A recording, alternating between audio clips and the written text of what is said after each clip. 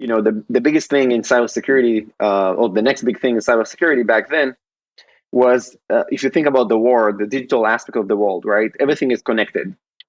And if you look at, there's an interesting research that shows that 83% of the internet traffic is API traffic. Welcome to 20-Minute Leaders. Just sit back, relax, and learn from the leaders of today. It's a journey. Each one is different, unique, inspiring.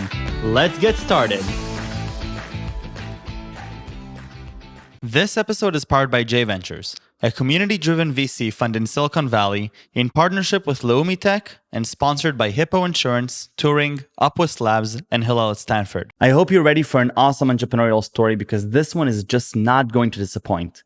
Meet Roey Eliyahu, co-founder and CEO at Cigol Security. Roey is a former elite cybersecurity unit veteran that led development of high-end security systems to protect the largest network in Israel of the IDF and the government. He went to lead development of security system projects at Cigol Digital Systems, a military-grade security systems company acquired by Mellanox. After Cigol Digital Systems, Roey founded the cybersecurity college that trains the next generation of leaders and prepares them for serving the IDF's elite security units. Roey Eliyahu, welcome to 20-Minute Leaders. How are you? I'm doing great. How about yourself? I'm doing fine as well. Thank you. Where are you calling from right now? So right now I'm actually in Tel Aviv. Typically I'm in Palo Alto, but because of COVID-related reasons, I'm currently in Tel Aviv. Well, it's beautiful weather outside where just the sun is going to be setting while we speak, and so we might not be too far away from each other. We're going to talk about this crazy journey that you're on as a cybersecurity engineer in the IDF. Understanding that there's a gap in the market, making an interesting trip to Silicon Valley and making it with some of the most incredible investors, some of the most incredible accelerators like Y Combinator up to today. And I'm really excited to hear about your journey, but I'm also excited to hear about the cybersecurity space in general and how you perceive it and what your specific thesis is around this industry. So Roey, take me back to your army days. Well, what gets you excited about cyber specifically? Why cyber? Yeah, so I don't think cyber was really a choice. I'll do say that I started programming when I was very young. I started programming when I was 9, and I started to do a lot of freelance work and all of things like that in the age of 11, 12, throughout my high school years. And I did a lot of things also in cyber. Obviously, it wasn't really advanced stuff back then, but right, hacking stuff, building stuff, website monetization, right? A lot of like an entrepreneurship activities. I didn't know it's like entrepreneurship, right? But like kind of building websites, try to monetize them, right? Doing a lot of activities. And one of the experiences I think in cyber that one day, what happened is that I don't remember exactly the situation, but I was talking online, some chat or something when I was like 14 or 13. And someone said to me, hey, I can control your computer or something like that. And he suddenly opened the disk tray. And I was like, whoa, like where is this coming from? And realizing that the game that was sent to me, a few days back was like an actual Trojan horse and all of that. And it kind of started to explore that. And it was kind of fascinated me how with the power of cybersecurity, of cyber attacks. So it got me very interested, and naturally, in the army, the elite technology units definitely, where we are excel is cyber, right? So I got accepted to one of the best cybersecurity units, and there, I fell in love in cybersecurity even more. Wow. And so you're spending your time in the IDF, you're becoming more and more acquainted with the space. Walk me through the end. What happens in the end that makes you say, sorry, what happens in the end that makes you say, wow, there is an opportunity here outside of the IDF in the real world? Mm-hmm. Yeah, so I'll tell you up front that I always knew that I'm gonna start something. Like it's for me, it wasn't even a choice. It wasn't even a thought. Like, should I do that? Should I work somewhere? Like it was there was not even a question. Looking backwards, it seems almost crazy what I did back then, and flying over to the valley without any investors, spending all my money. Looking backwards, like I'm Wait, wait, thinking, wait, wait, like, wait, wait. You're these guys. brushing off of this crazy, crazy thing. Go back. It's not very common for somebody from uh, the other side of the world to just make that trip to Silicon Valley, waste all their money without any investors. So what is actually happening there?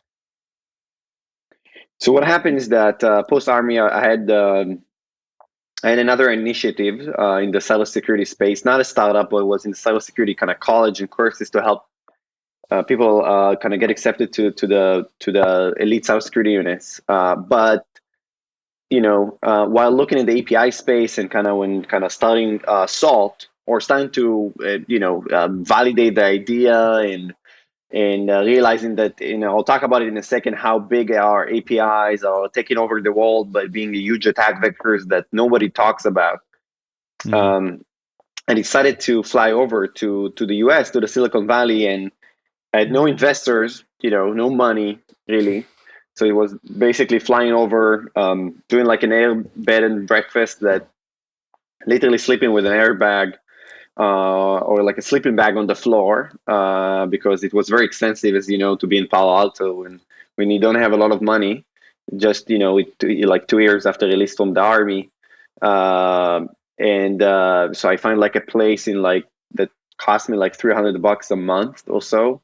So try to understand what was the setup, like a house with like 12 different Unbelievable. people in it and sleeping on the floor, but just for start to meet with potential customers, potential investors. I had no network back then. So I came over, I had a few meetings from some alumni from the unit, but I was not really connected. I was 22, not really connected, and I started to expand my network. So I was joining Icon Network. So if you're familiar with them, the nonprofit org to help Israeli startups, Yes, with the and amazing I Yasmin was Lukat. attending. Yes, that by the way, she's probably one of our first investors in the company. Wow. Um, and because we came to the space, and working 2 a.m., 3 a.m., like every day, and she was looking at us like, wow, that's amazing. And then she's like, I want to invest. I see your determination. It seems like you're doing something Amazing. here really great. And I then I started to attend events, started to meet people, socialize, right? And from one people to another intro, and another introduction, and suddenly, if I move few years forward, 2 years, even 3 years forward, suddenly I know probably every investors in the Silicon Valley, every VC, every partner, right? Most of them, and kind of have a very deep network, starting from scratch, absolute Wow. scratch. Um, So what would be your big um, advice for people and, that, might not have the privilege and opportunity to know people in Silicon Valley or in any tech city in the world? And obviously there's billions of people around the world that don't have access to these ecosystems. What do you do? What do you do when you land in a place that you're unfamiliar with, speaking a little bit of a different language, a different culture? And how do you bring yourself to a position where within a year or two, you literally reinvent yourself as a focal point within the tech ecosystem in Silicon Valley? Mhm. I think is first of all, not to be afraid of that at all. Like, people suddenly give up very quickly, right? I don't have these connections. I don't have these relationships. Everybody build them, right? So I used to go to a lot of events, right? Icon events, investor events, whatever, startup events, right? And network and socialize, very aggressively. So I will not sit there and talk with one or two people in the entire event. I will Mhm. go around and I'll talk and develop a lot of conversation, tell them about what we do and what's the idea, what we're all about securing APIs, why this is a super big thing, and showing obviously that I'm really passionate about it. And then when people see that, people naturally wants to help others, right? They see if you have good intentions, you have something there. They feel confident that you obviously will not embarrass them, right? It's like there is a real thing here, Right. really unique, right? And then like, oh, I know someone in blah blah blah that I can connect you with. Send me something and I'll forward. Great. or some investors you meet, and and it's kind of you meet another entrepreneurs, and they have their own investors, and suddenly it's exponentially growing. But you need to work for it. It will not come by itself. So be proactive, I would say, not reactive. And if you are passionate enough and you have And something real behind it, this people will see it. proactivity, when you say be proactive, obviously one can translate that for being confident and going to events and talking, but it must be more than that. This relationship building must be more than just going and just, experiencing these events and just talking to a bunch of people. So what is it what are actually the factors that would determine whether you're successful in doing that or not? First of all, everything starts with your goals, right? What you're looking to achieve. I think in the very beginning, when you are at scratch, everything is good because it's good to know people at companies like LinkedIn and Microsoft and whatever, and it's good to know investors community, and it's good to know other entrepreneurs. I think other entrepreneurs are probably the best because they can really relate to where you are. They work there as well, so that's helpful as well to try to navigate. But it's what's your goals. Let me give you an example. My co-founder Michael Nicosia is originally Italian born and raised, and when he was 11 he moved to the US, and he's living in the US in the last several probably decades in the US in the Silicon Valley. And it's really unique, right? Co-founders that are not both Israelis, both tech Right. oriented. And Michael is like a huge VP of sales marketing that was kind of driving huge success and amazing exits. And when I started, I thought, wow, I don't know a lot about enterprise sales in cybersecurity. And I want to learn that a lot because I'm going to sell to Fortune 500 type of companies, cybersecurity products. I never did this before. And I looked in all the Israeli successful startups, and I looked who was there in the VP, on the sales side, like the first kind of VP of sales that kind of scaled the org, or the sales leader in the Right. cyber community. And Michael was top of my list. I looked at, he was an Adalom that got acquired by Microsoft at an amazing exit. He joined them where there were zero revenues and scaled them to millions of dollars and hundreds customers plus and so on. And I looked and started to look, okay, who do I know that knows him? And I got, a few individuals that knew him, that connected me with him. And I met him in the Microsoft office after the Adallam acquisition. And I told him, let me tell you what I have in Salt. And he was like, wow, that's amazing. And he connected with a few CISOs that were a customer of his, what they think. And very quickly, we hit it off super well. And he joined me as being my co-founder. So just as an example, how you set certain goal, how you work Amazing. backwards, how you find the connection, you meet someone and bam, I have the most amazing co-founder in the world. I'm so inspired by hearing you talk about your co-founder this way, and I wish for every person to talk about their co-founder in any similar way. I think it's just so awesome. Roey, you're in the epicenter of cybersecurity in 2021. The world is digitalized in a capacity that no one has ever expected at the rate that it has. Mm-hmm. Cybersecurity, some people are calling it a bubble. I'm calling it a really, really, really huge ceiling level bubble that it's just infinite possibilities because there are infinite possibilities for attackers and therefore there are infinite possibilities for the defenders. And so tell me a little bit about your perspective as to the cybersecurity market in general, and then let's dive deep into what you're doing with Salt Security. Yeah, that's a great question. So in general, I think as you said, I don't think cybersecurity is a bubble. I think definitely the cybersecurity landscape is continuously expanding, and that's what proved to be. You see the cybersecurity market growing every year, continuously and consistently through pandemic, through crises, because companies cannot afford getting breached, not even in pandemic times. I will do say there is a lot of noise in cyber. I think once there is certain trend, you see a lot of companies or a lot of startups try to do something around it or try to have some functionality related to some trend. So there is a lot of noise, and most companies thinking in silos versus thinking how they're playing a role in an ecosystem for a company and looking from a buyer perspective. So I think there is a lot of noise. Like there is true growth and there is true need that continuously growing, but at the same time there is a lot of noise. And when I looked at different ideas in cyber, the reason why we decided on like we thought salt and securing APIs is the biggest big thing, the biggest thing in cybersecurity, or the next big thing in cybersecurity back then was if you think about the world, the digital aspect of the world, right? Everything is connected. And if you look at, there's an interesting research that shows that 83% of the internet traffic is API traffic. Just think about it. Wow. It's just the 83%? entire internet is API. 83%. Look at our podcast right now or the recording, right? It's an API based. You doing Zoom, it's API based. You pay something, going to your mobile app, web app, it's API based. You have companies integrating between each other, right? You schedule appointment to the doctor is API based. They fetch, medical data from another companies. You have microservices, Kubernetes moving into the cloud. APIs are exploding, and all of our data, all of our sensitive data and personal data is being exposed through APIs, right? You pay with APIs, you buy with APIs, you connect to your car with an API, you buy insurance with API, and the trend, especially during COVID, that everything is becoming more and more digital, right? So the more thing you should do digital and not physical, without physical presence.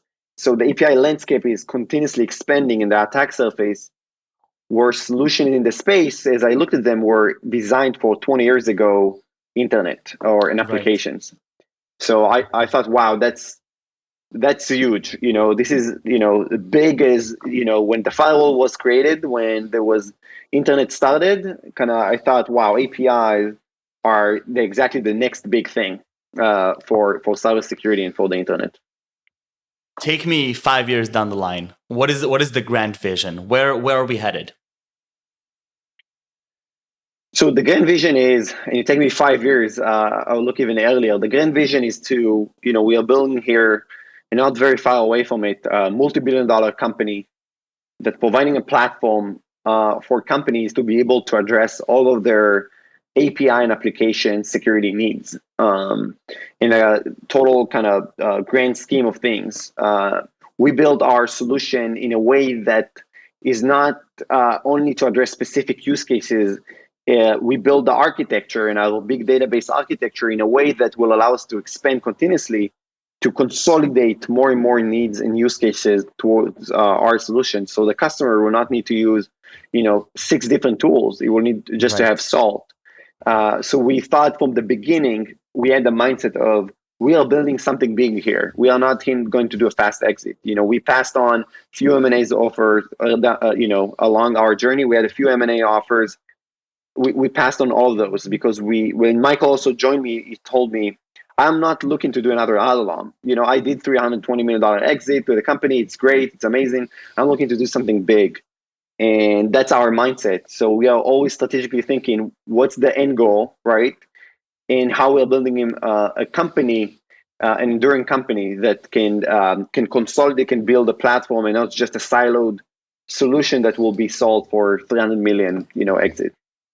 Roy, I love that, and I think that I need to hear it more. I think that a lot of others need to hear this more. This vision, and this, it's not even a vision about, I asked you about the vision of the company. You didn't even take me about the vision, the actual, technology, but you take me a vision of what this company is gonna be, and as in part of the ecosystem. And I just love that aspiration, and I can't wait to see where Salt goes. I have a few fun questions, Roy. Are you ready? Yeah, go ahead. All right. Number one, what was your favorite subject in school, K to 12? Um, Probably I was in electronics in the last 2 years, and I built kind of robots, and I think it was the best teacher I ever had. Hmm. So they told me, you can build whatever you want. Just think about something. I'll help you to do that, right? And I think it's one of the things that open your mind to, you have no limits. So I love that. I love it. All right. And one of your role models in life, who do you look up to, whether it's real or fictional? Wow, that's actually a tricky question, because I think from different people, I take different things, right? Not Mm, necessarily I'm looking for the whole package, but I love certain, you know, certain people for specific things. I will say Right. that I think people, I go back and watch a lot of things. I think Steve Jobs has a lot of inspirational things. I think that his speech on Stanford, by the way, right, is probably one of the video I watched the most times. And I think some combination of Elon Musk that I think is also very inspirational about, to think nothing is impossible and just go for it. So the combination of the two, I can find all the things that at least I see it very inspirational. I love it. And Roey, 3 words that you would choose to describe yourself, or anybody would ask would choose to describe who is Roey Eliyahu. Oh, wow. It's hard for me to speak on behalf of someone else. On behalf of myself, I would say quick learner, Mm-hmm. very persistent, um, um, and social, I would say, right? I really love people and interact with people. So I think that the definitely whole like the story three speaks elements. exactly to that. Yeah, exactly. Roy, toda raba. Thank you very, very much. Best of luck with Salt Security. I love the company, but even more than that, I love your outlook, your vision, the way you were perceiving it. It's amazing. Thank you, toda raba, and stay safe and stay healthy. Thank you very much. Thank you for having me. Take care. Bye bye.